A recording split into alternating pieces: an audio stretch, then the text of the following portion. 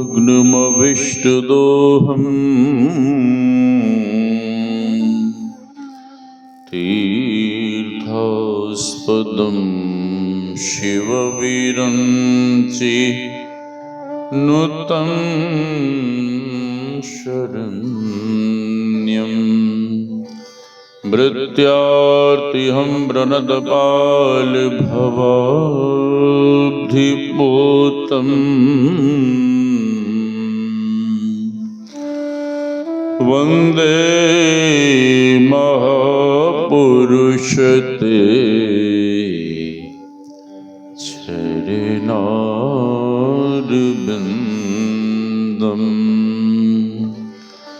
गुरुर्ब्रह्मा गुरुर्विष्णुः गुरुर्देवो महेश्वरः गुरुर्साक्षात् परं ब्रह्म तस्मै श्री गुरवे नमः। धन्य धन्य सद्गुरु सुखदो महिमा कही न जाय।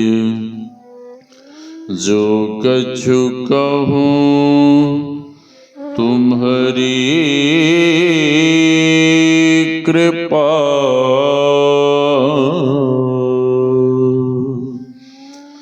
मोते कछु नो बसाय। मेरा मुझ में कुछ नहीं, जो कुछ है गुरु तोय।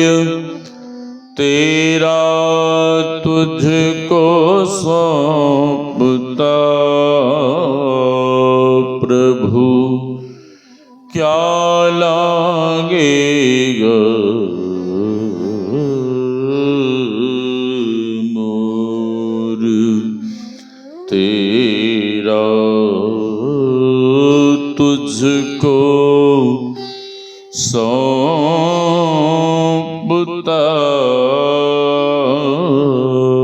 प्रभु, क्या लागेगा मोर। आसन पर आसीन परमाराध्य सद्गुरु महाराज के युगल चरणों में कोटि कोटि नमन। इस पावन मंच पर विराज रहे गुरु महाराज के प्रिय शिष्य परम पूज्य स्वामी श्री अखंडानंद जी महाराज, आदरणीय स्वामी श्री राजेश्वरानंद जी महाराज, आदरणीय श्री प्रमोद बाबा, इस पावन ज्ञान यज्ञ में पधारे हुए पूज्य गुरुजन, सत्संग प्रेमी महानुभावों, माताओं एवं भक्तिमती बहनों, आप सबों के भीतर विराज रहे परमात्मा स्वरूप आत्मा को हम वंदन करते हैं।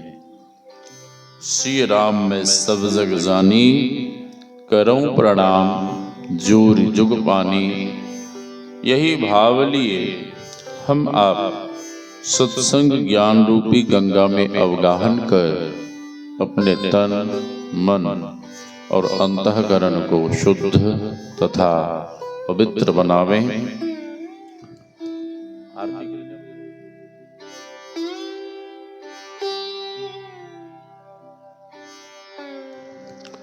श्री सद्गुरु महाराज की जय। अभी हम आप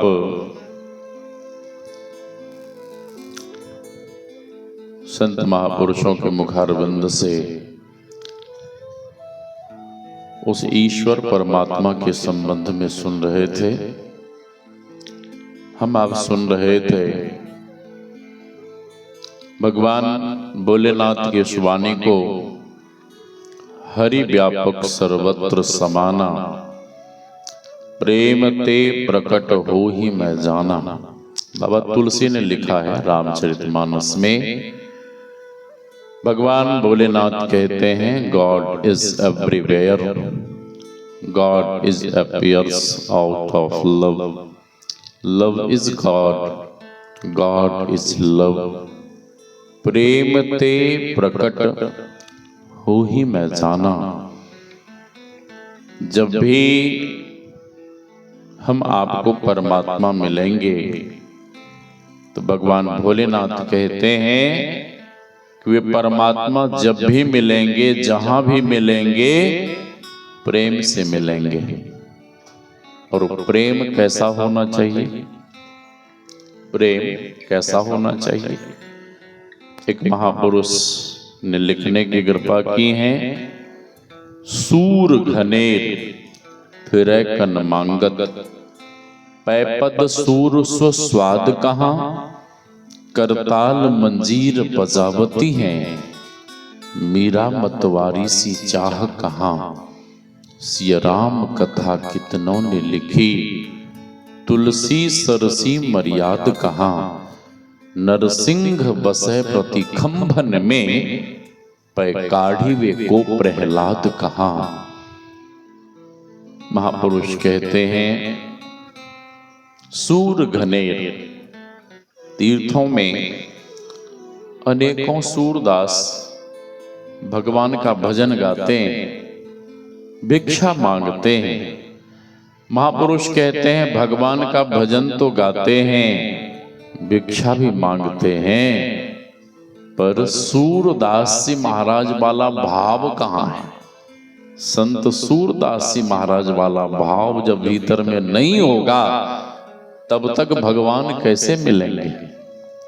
पूज्यपाद महर्षि साई स्वामी जी महाराज की वाणी में, अरे मन सोच ले केवल, भजन गाने से समय का मूल्य न जाना, तो पछताने से क्या क्या होगा।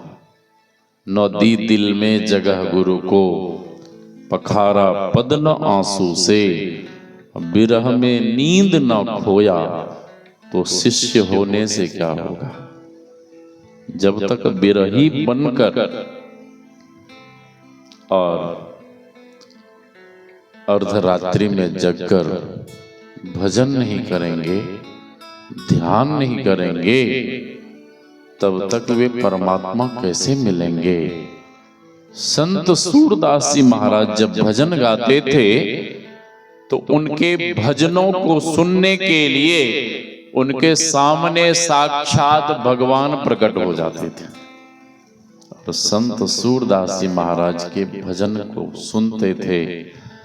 एक दिन भगवान सूरदास जी महाराज की कुटिया में गए, सूरदास जी नहीं मिले, और जब नहीं मिले तो भगवान सूरदास जी महाराज को खोजने लगे।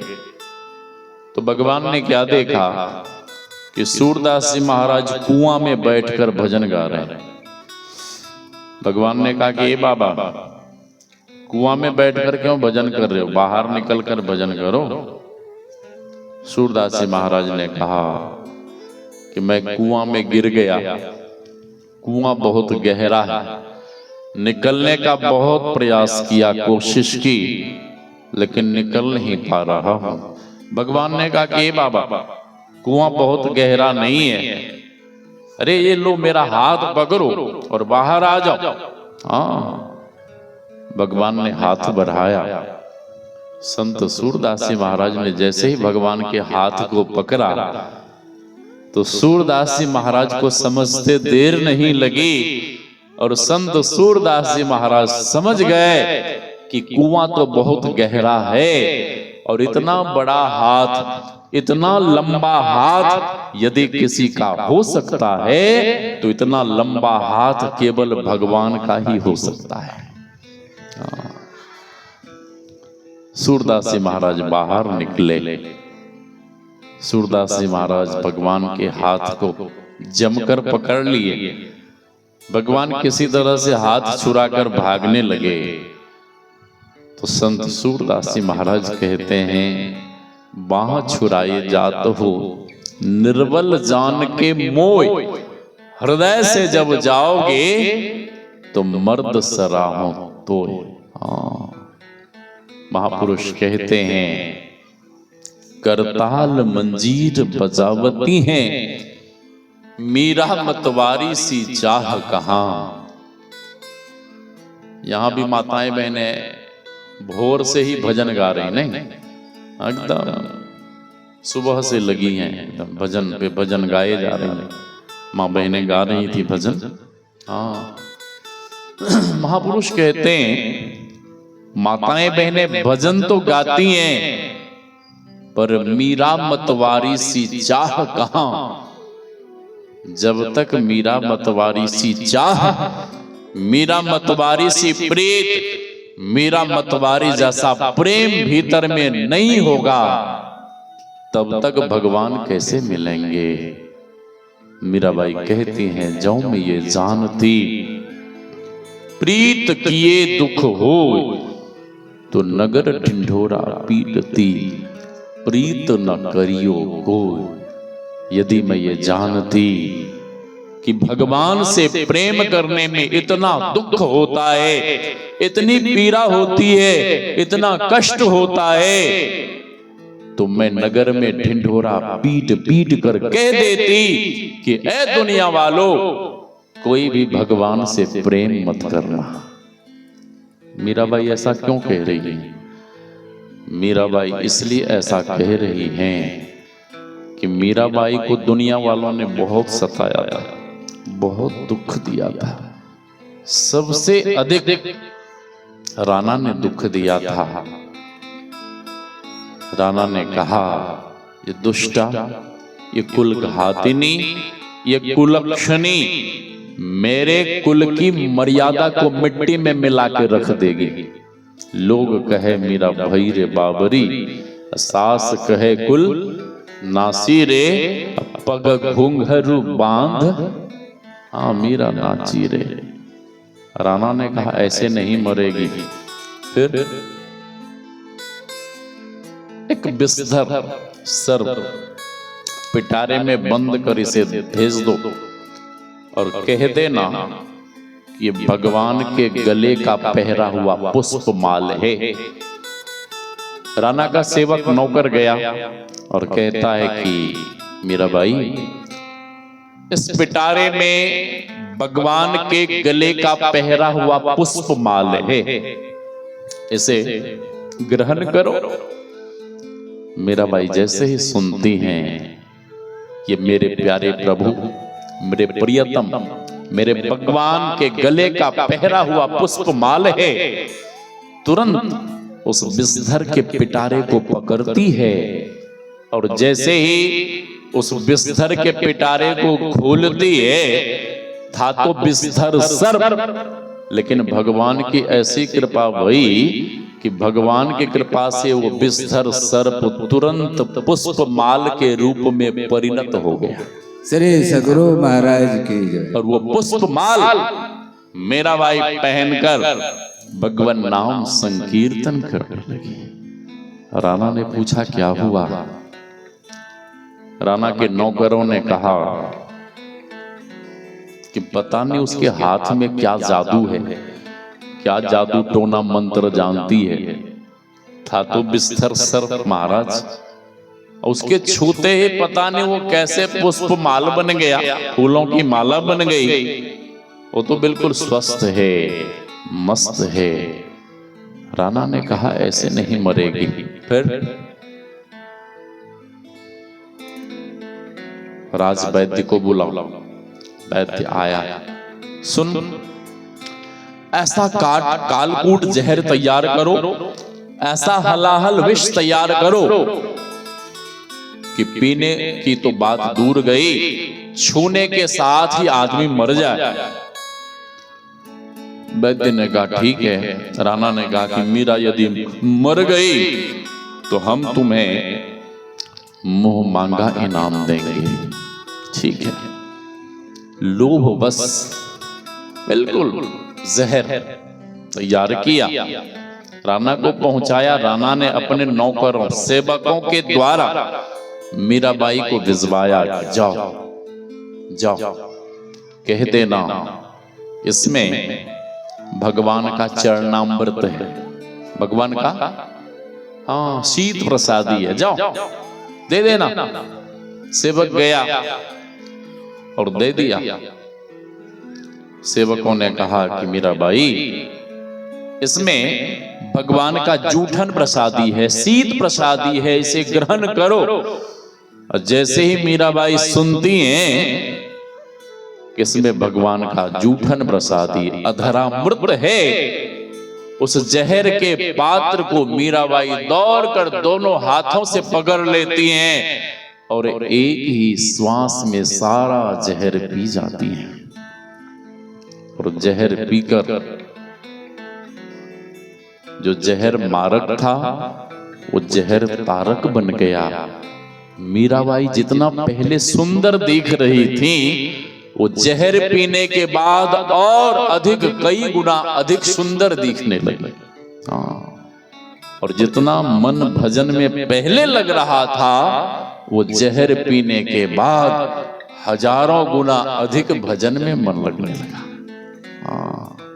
राणा ने पूछा क्या हुआ? अरे वो तो स्वस्थ है, मस्त है। राणा ने कहा ऐसे नहीं मरेगी, वो खंडर वाले घर में रहने के लिए दे दो। जिस घर में भूत प्रेत रहते हैं वे सारे भूत प्रेत उसे नोच नोच कर खा जाएंगे। मीराबाई सदैव अपने इष्ट भगवान को हृदय से लगाकर रखती थी। खंडर वाले घर में जैसे ही गई तो झाड़ू बुहारू कर साफ सफाई कर भगवान को एक शिलाखंड के ऊपर विराजमान कर दी और वहीं बैठकर खूब मन लगाकर ध्यान भजन सत्संग करने लगी।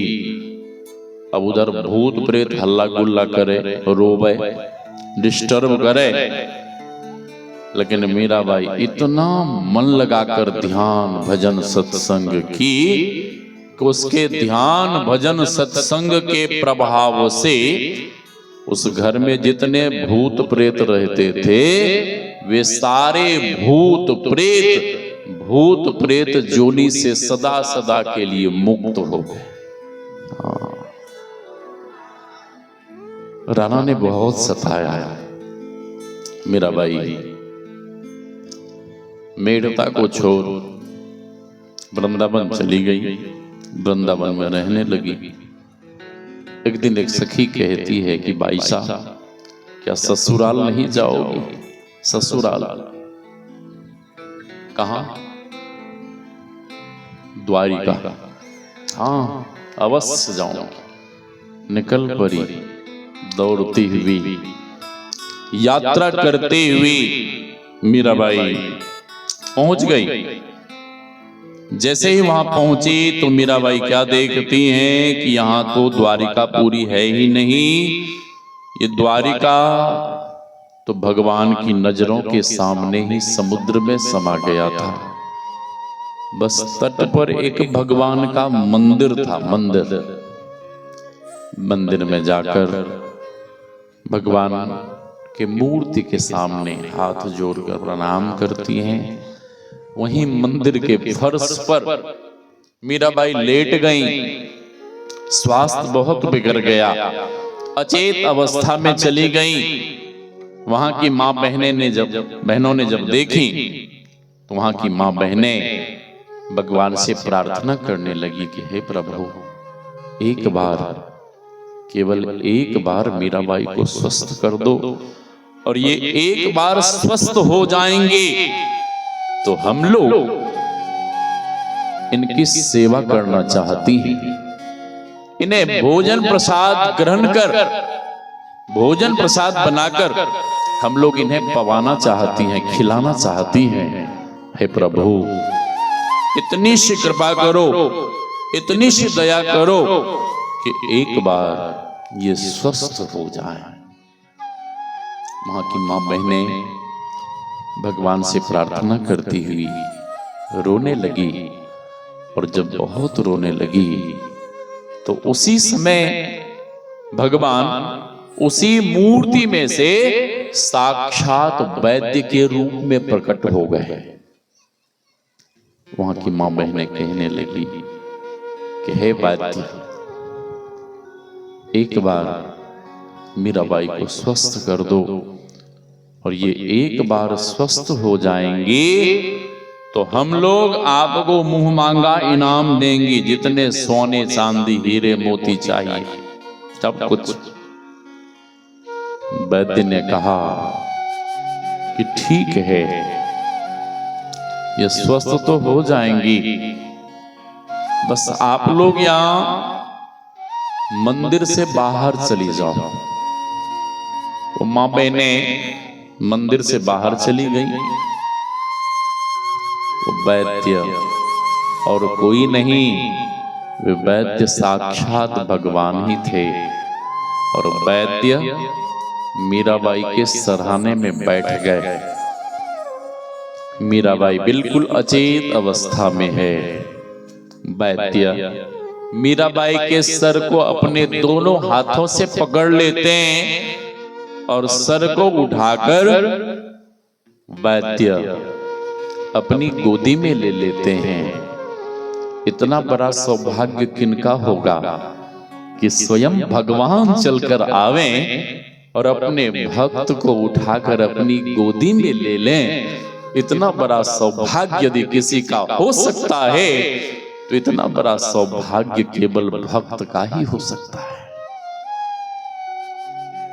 वैद्य रूप भगवान ने, भगवान रूप वैद्य ने मीराबाई के सर पर हाथ रखा और उस सर को सहलाना शुरू किया।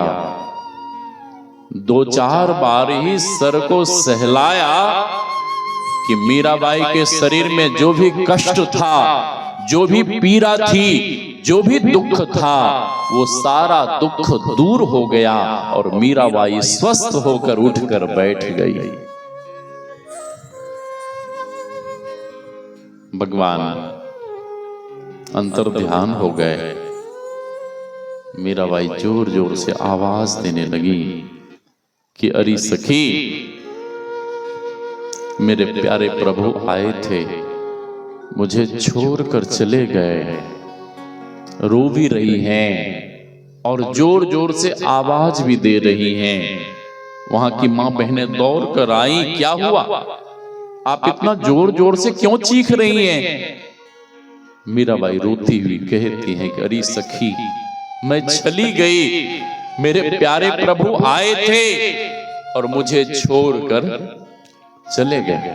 हाँ, चले गए। मां बहनें कहती हैं कि भाई साहब, आपको भ्रम हुआ है, आपको संशय हुआ है, वे भगवान नहीं थे, वे तो वैद्य थे। मीराबाई कहते नहीं सखी, वे भगवान ही थे जो वैद्य के रूप में हमें स्वस्थ करने आए थे। वहां की माताएं बहनें जब ढूंढने लगी तो वैद्य मिले नहीं। सभी लोगों को विश्वास हो गया कि वे वैद्य नहीं, वे तो भगवान ही, वे तो साक्षात भगवान ही वैद्य के रूप में आए थे। हाँ, मेरता में अकाल पड़ा। राणा ने पूछा, ये अकाल क्यों पड़ा? ये राजस्थान की धरती पर ये दुख की घड़ी क्यों आई? तो विद्वान जनों ने कहा कि तूने एक भक्त को बहुत सताया है, इसीलिए सब हुआ है, इससे बचने का मार्ग बताएं। तो विद्वान जनों ने कहा कि तुम उससे जाके क्षमा मांगो और वे क्षमा कर देंगी, ये दुख टल जाएगा। राणा ने कहा कि मेरे बुलाने से तो कभी नहीं आएगी। फिर राणा मीराबाई के स्वजन परिजनों को भेजा। वे लोग गए, मीराबाई से क्षमा मांगते हुए कहने लगे कि भाई साहब, जो भी गलती हुई सो हुई, अपने किए पर राणा बहुत लज्जित है, उन्होंने भी क्षमा मांगा है। आप मेढ़ता राजस्थान वापस चलो। मीराबाई कहती हैं कि हमारी तो जाने की इच्छा नहीं है, फिर भी तुम लोग इतने कह रहे हो तो मैं अपने प्यारे प्रभु से आदेश लेकर आती हूँ। वे आदेश दे देंगे तो मैं चली जाऊंगी। मीराबाई गई मंदिर में, मूर्ति के सामने बिलक बिलक कर रोने लगी। और जब बहुत रोने लगी तो मंदिर का पट अपने आप बंद हो गया। और जब बहुत रोने लगी तो उसी मूर्ति में से साक्षात भगवान प्रकट हो गए। और भगवान ने कहा कि मीरा, इतना तुम क्यों रो रही हो, क्या बात है? मीराबाई कहती हैं कि हे प्रभु, संसार नहीं है रहने को, यहां दुख ही दुख है सहने को। हे प्रभु, यह संसार रहने के लायक नहीं है, यहां केवल दुख ही दुख है। हे प्रभु, अब मैं संसार में नहीं रहना चाहती। भगवान पूछते हैं कि बोल तेरी क्या इच्छा है? मीराबाई कहती हैं कि हे प्रभु, अब मैं आप में समाना चाहती हूं। भगवान कहते ठीक है, तुम सदैव मेरे मुखारविंद में प्रवेश कर जाओ, मुझ में समा जाओ। मीराबाई कहती है कि मैं आप में तो समा जाऊंगी, लेकिन दुनिया वाले क्या कहेंगे? दुनिया वालों को कैसे पता चलेगा कि मैं आप में समा गई? दुनिया वाले तो यही कहेंगे कि मीराबाई कहीं जाकर आत्महत्या कर ली, मर गई। हाँ, भगवान ने कहा इस बात की तुम चिंता मत करो, दुनिया वालों को सब कुछ पता लग जाएगा। हाँ, मीराबाई, भगवान अपना मुखारविंद खोलते हैं और मीराबाई सदैव भगवान के मुखारविंद में प्रवेश कर जाती हैं। पूरा शरीर तो भगवान के उदर में विलीन हो गया। मीराबाई के साड़ी का जो पल्लू था, आंचल, वो भगवान के मुखारविंद के बाहर ही रह गया। पंडित पुजारियों ने देखा, हल्ला गुल्ला हुआ कि किसके वस्त्र हैं। पहचानने वालों ने पहचान लिया कि ये परम भक्तिन मीराबाई के वस्त्र हैं। तो मैं कह रहा था, मीरा मतवारी सी चाह कहां, और जब तक मीरा मतवारी सी चाह भीतर में नहीं होगी, तब तक भगवान कैसे मिलेंगे? महापुरुष कहते हैं, नरसिंह बसे प्रति खंभन में, पै काढ़ी वे को प्रहलाद कहां। इधर हाल फिलहाल में बनवनखी में गुरु महाराज का जहां पैतृक गृह है, वहां महाधिवेशन हुआ था ना, फरवरी में, पिछले महीने, 1 महीने पहले। श्री सदगुरु 1 महीने पहले सत्संग हुआ था। वहीं पे क्या है, प्रहलाद मंदिर है और नरसिंह खंभ भी है। ठीक है, महापुरुष कहते हैं कि अभी भी परमात्मा, अभी भी भगवान निर्जीव खंभे में बस रहे हैं, लेकिन काढ़ीवे को प्रहलाद कहां? उससे प्रकट करने वाला कोई ध्रुव तो हो, उससे प्रकट करने वाला कोई प्रहलाद तो हो। और वे परमात्मा बाहर नहीं। ईशावास्योपनिषद के ऋषि ने लिखा, ओम ईशावास्यमिद्गुं सर्वं यत् किंचित जगत्याम जगत तेन त्यक्तेन भुंजीथा मां क्रोधः कस्य शुद्धनम। बाबा कबीर कहते हैं, मोकू कहां ढूंढे रे बंदे, मैं तो तेरे पास में, ना मंदिर में, ना मस्जिद में, ना काशी कैलाश में, खोजी हो तो तुरंत मिल जाऊं, एक पल ही की तलाश में। आप उनकी तलाश कैसे करेंगे? तो गुरुदेव कहते हैं, 2 नयन नजर जोड़ी के, एक नोक बना के, अंतर में देख सुन सुन, अंतर में खोजना। क्या करना पड़ेगा?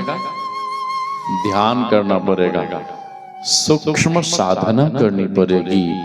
और ये ध्यान ध्यान कोई नई बात नहीं है। ध्यान जितने संत हुए, जितने महापुरुष हुए, सभी लोगों ने ध्यान किया। स्वयं भगवान राम, भगवान श्री कृष्ण भी ध्यान करते थे। इसी सत्संग योग में गुरुदेव ने लिखने की कृपा की है, ब्राह्मे मुहूर्ते उत्थाय वार्युपस्पृश्य माधवः दध्यो प्रसन्न कर्णम आत्मानं तमसः परम। महर्षि व्यास ने लिखा, lord Krishna used to meditate on himself in Brahma Muhurta. ब्रह्म मुहूर्त में ही भगवान जग जाते और मायातीत स्वरूप का ध्यान करते। महापुरुष कहते हैं कि यदि उस ब्रह्म को, परमात्मा को जानना चाहते हैं तो सबसे पहले ब्रह्मचर्य का पालन करिए, और ब्रह्मचर्य के पालन करते हुए ब्रह्म मुहूर्त में जगकर ध्यान करिए, तभी आपको ब्रह्म की प्राप्ति होगी। तो गुरुदेव कहते हैं, दो नयन नजर जोरी के। उद्धव जी ने भगवान से पूछा था कि हे प्रभु, ध्यान कैसे करना चाहिए? अर्जुन ने भी पूछा था। तो भगवान कुरुक्षेत्र के मैदान में अर्जुन से कहते हैं कि हे पार्थ, ध्यान तो बहुत ऊंची बात है, साधक को पहले बैठने के लिए सीखना चाहिए। भगवान कहते हैं, शुचौ देशे प्रतिष्ठाप्य स्थिरमासन मात्मनः नातु श्रुतम नाति नीचम चैलाजिन कुशोत्तरम। साधक को पवित्र स्थान में, पवित्र आसन पर बैठकर ध्यान करना चाहिए। भगवान आगे कहते हैं, सम आसन आसीनः सम कायो यथा सुखम हस्ता उत्संग आधाय स्वनासाग्र कृते क्षण। साधक पद्मासन या सुखासन में बैठे और अपने दोनों हाथों को तर ऊपर गोदी में रखे और दिशाओं को नहीं देखते हुए नासिका के अग्रभाग में ध्यान जमावे। क्या होगा? परमात्मा के विभूति रूप बिंदु का दर्शन होगा। और गुरुदेव कहते हैं, दो नयन बीचों बीच सन्मुख एक टक देखत रहो, आप ही वह बिंदु झलके पट गिरा निरखत रहो। भीतर में कई रंगों के प्रकाश का दर्शन होगा। और साधना की अंतिम क्रिया है नादानुसंधान। बाबा कबीर कहते हैं, बिमल बिमल अनहद धुनि बाजे सुनत बने जाको ध्यान लगे। बाबा कबीर कहते हैं, उस परमात्मा शब्द को कौन सुनते हैं? जिनका ध्यान बनता है, जिनका ध्यान बनता है। ध्यान तो बहुत लोग करते हैं, बिल्ली भी ध्यान करती है। नदी के किनारे जाइए, बगुला भी ध्यान लगाता है। गृहस्थी लोग भी ध्यान करते हैं, ठीक है। ध्यान तो बहुत लोग करते हैं। महात्मा ने एक बालक से पूछा कि बच्चा, ध्यान करते हो? बालक ने कहा, हाँ बाबा, हम भी ध्यान करते हैं। दीक्षा लिए हो? ना, दीक्षा तो नहीं है। फिर ध्यान काहे को करता है? तो बालक कहता कि बाबा, आप लोग वाला हम ध्यान नहीं करते हैं। आप लोग जो आंख मूंद के ध्यान करते हैं, वो वाला हम ध्यान नहीं करते हैं। तो महात्मा ने पूछा, कौन वाला ध्यान करता है? तो लड़का कहता है कि बाबा, हम दही चूड़ा का ध्यान करते हैं। दही चूड़ा का ध्यान, ठीक है। हाँ, दही चूड़ा का ध्यान। और इन सब सारी साधनाओं के पहले, सबसे पहले प्रारंभ में मंत्र का जप, इष्ट के स्वरूप का ध्यान, उसके बाद ये सूक्ष्म साधना, दृष्टि योग और नादानुसंधान की क्रिया। बाबा कबीर कहते हैं, पश्चिम दिशा को चलली बरहिन, 5 रतन लिए थार भरे। लोगों ने कहा कि बाबा कबीर मुसलमान थे, इसलिए उन्होंने कहा मक्का मदीना की ओर जाओ तो तुझे खुदा मिलेंगे, परमात्मा मिलेंगे। पश्चिम दिशा से तात्पर्य क्या है? पश्चिम दिशा से तात्पर्य है तमसो मां ज्योतिर्गमय, अंधकार से प्रकाश की ओर चलना ही पश्चिम दिशा की ओर चलना है। तो अधिक नहीं कहते हुए वाणी को विराम। हम आपके बीच हमारे मन संचालक महोदय आदरणीय श्री निरंजन बाबू आगे की सूचना देंगे। एक दो सूचना मैं भी देना चाहता हूँ। सामने बुक स्टॉल लगा हुआ है, जिन्हें भी पुस्तक और संत महापुरुषों की तस्वीर चाहिए, एक एक पुस्तक और तस्वीर जरूर संदेश के में घर ले जाइए। दूसरी सूचना है, नवगछिया से आगे नारायणपुर है, नारायणपुर के पास में ही तिलियावथान गांव है। उधर दो वृद्ध माँ ने 6-7 करोड़ की जमीन दान में दी है। उसी जगह पर सबसे पहले ध्यान मंदिर बन रहा है, बहुत बड़ा मंदिर है। अब हमें लगता है कि उसके छत की ढलाई होगी। वहीं वृद्धाश्रम गुरुकुलम हॉस्पिटल भी बन रहा है। वो करोड़ों के लागत से वह कार्य होगा। तो आप सभी गुरुजन तन मन धन से बढ़ चढ़ कर सहयोग करने की कृपा करें। अभी नहीं, बाद में कीजिएगा, जब आप लोगों की इच्छा होगी। मैं आया तो ठीक है, नहीं आया तो आप लोग वहीं आके सहयोग कीजिएगा। और वो जब ध्यान मंदिर बन जाएगा तो कार्यक्रम वहां शुरू हो जाएगा। हर वर्ष बढ़िया से धूमधाम से ज्ञानाभ्यास, सत्संग, संत सम्मेलन का विशेष रूप से कार्यक्रम हुआ करेगा, हर वर्ष होगा। तो उस कार्यक्रम में जरूर आप लोगों को बुलाऊंगा। मैं नहीं आया